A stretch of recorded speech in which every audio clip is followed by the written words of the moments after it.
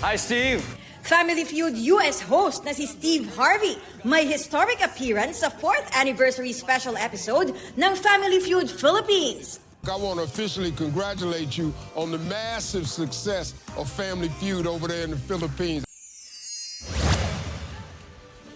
Limitless star Julie Ann San Jose, mainit na sinalubong ng Filipino Association sa Papua New Guinea para sa kanyang show bukas.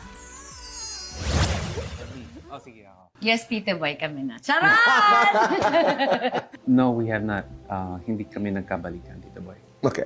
But like I said, I'm really grateful for this time that we have together.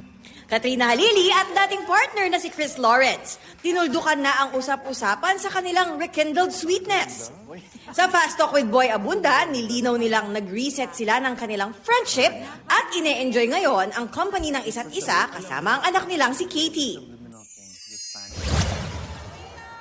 Isang buwan mula nang mag-viral online ang umano'y marriage band sina Vincent Co at Philbert Angeli Ranolio, ang real name ni Bea Alonzo. Muling lumutang ang usap-usapang ikinasal na sila. Pero si Bea, tumanggi munang sagutin yan.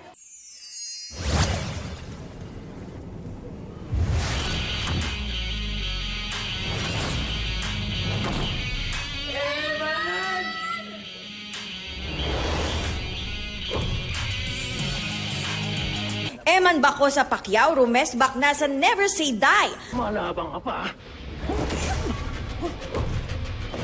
Boss, babae yan. Nagpakitang gilas agad sa boxing stunts. Akala ko ba hindi pwede?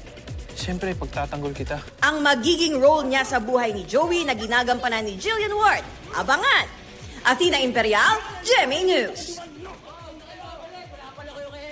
Hindi pa tayo tapos. Magbabayad ka ng utang mo sa akin. Babalikan kita. Malis na kayo! Joey, okay ka lang? Okay lang ako. Okay ka lang?